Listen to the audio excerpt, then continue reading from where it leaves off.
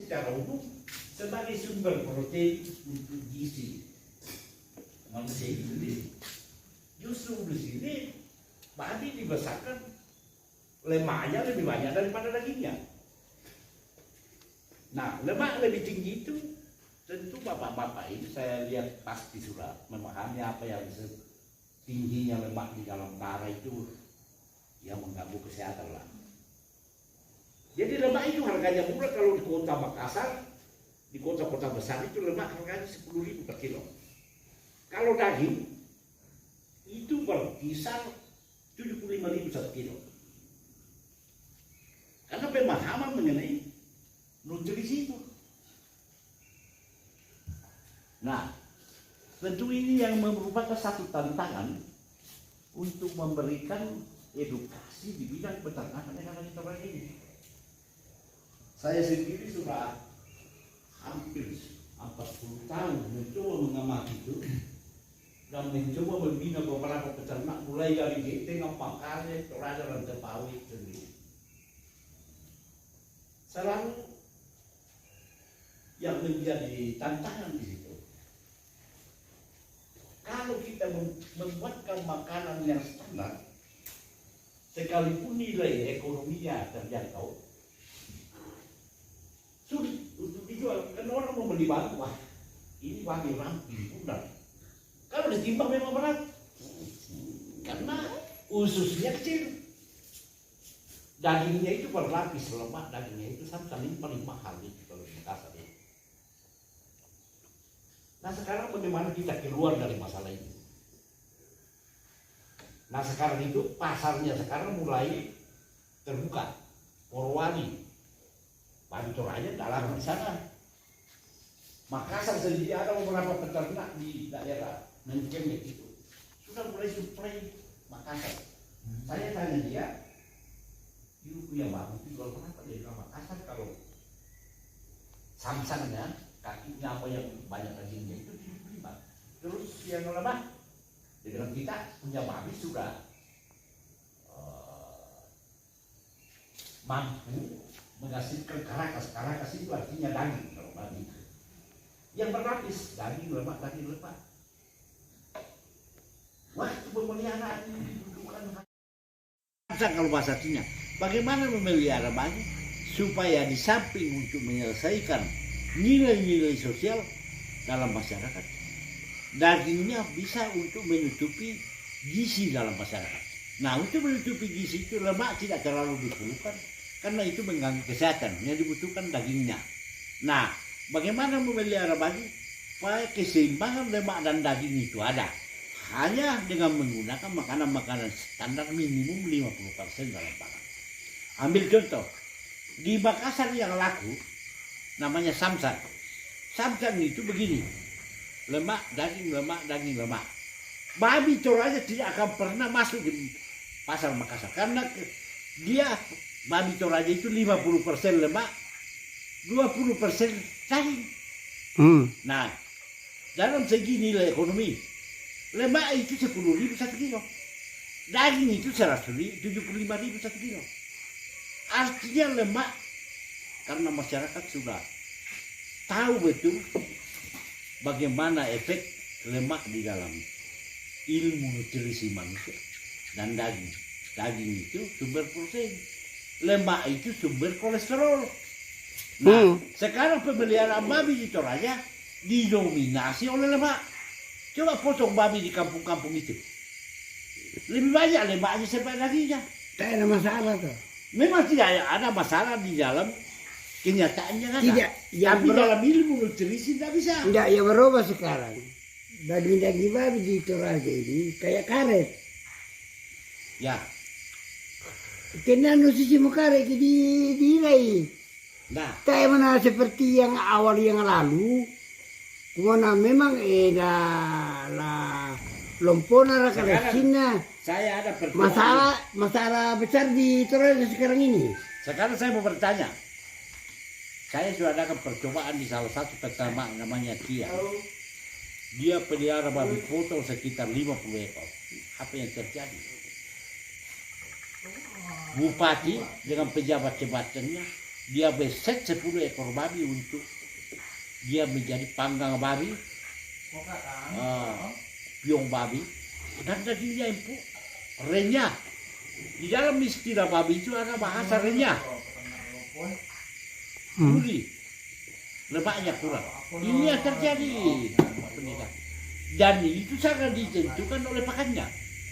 Ya meratok maksud. Nah, sekarang begini, apa yang terjadi di Toraja, dia hidup hanya dengan dedak, ditambah sayuran. Terpenuhi nilai-nilainya untuk pertumbuhan. Ini yang terjadi. Akhirnya apa yang diharapkan? Protein hewani, tidak ada lagi. Sekarang masih di pasar umum Padang. Dia harus menilai babi itu di mana kualitas karakas. Bahasa karakas itu artinya daging. Harus 70%, 30% lemak. Sekarang terbalik, Toraja itu 70% lemak, 30% daging. Nilai lemak itu rendah sekali. Mau pakai lemak. Yang persoalan sekarang daging rata-rata ya babi di Toraja. Yang dipotong nasi semekare. Nah, apa yang terjadi? Karena begini, alasannya Toraja itu bagaimana supaya daging itu babi itu secara besar baru pergi di bule. Jadi dia saya tidak harus jelaskan Pak Pendeta. dia tidak peduli. Toraja itu dilematis memang. Pasaran babi di Toraja ada 2. Nilai-nilai pemasaran sosial. Nah, tidak peduli bagaimana kualitasnya. Ya. Yang penting besar perutnya. Bisa besar pakai itu pasaran sosial. Iya. Artinya penilaian babi itu ditentukan oleh nilai-nilai sosial babi itu. Terlepas daripada nilai-nilai Kualitas. gizi yang tertentu. Ya, kualitas makanan dan Kalau Makassar sudah tinggalkan. Ya, ekspor-impor Sampai itu. apa yang terjadi sekarang? Babi di Toraja tidak bisa masuk pasar umum. Memang, karena memang tidak ada juga babi di oleh sana. karena itu tugas kita bagaimana babi itu terlepas dari nilai sosial, dia masuk di dalam nilai-nilai nutrisi yang tinggi.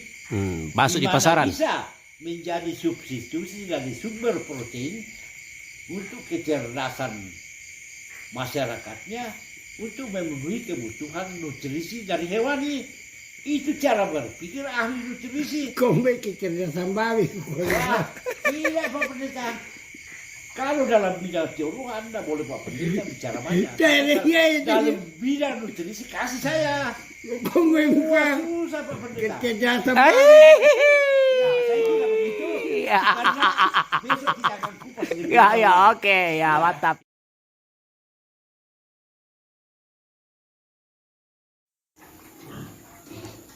Sehat semuanya, ini di kebun Kalpataru, California, daerah Toraja Utara. Ini ada data tanggal dalamnya. Ini yang dimaksudkan ternak babi yang persentase dagingnya lebih tinggi ketimbang lemak. Dari pengambilan gambar ini dari lantai 2. Kandang babi kita, kandang P2 di kebun Kalpataru, California. Itu masih ada tertutup di sana. Ini ada indukan yang baru dikawinkan supaya tidak loncat-loncat. Ini ada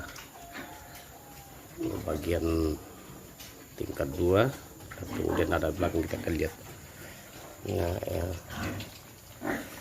Ini baru 1 bulan 3 minggu di lantai 2 ini. Ini kita fermentasikan pakannya dari rumput todot, kemudian kita campur dedak dan seterusnya. Ini sudah dikawinkan ini. Ini juga pertama kali dikawinkan. Dari sini kita melihat, ini masih di besok dibuka kalau tidak ada lagi dia.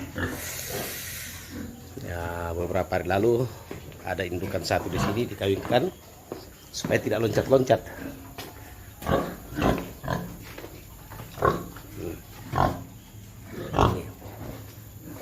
Ini di lantai 2 aja di sana ini. Nah, kemudian kita mutar di sini masih ada kandang di belakang. Nah, ini indukan, spesial indukan. Jadi indukan itu terukur makanya tidak boleh terlalu banyak.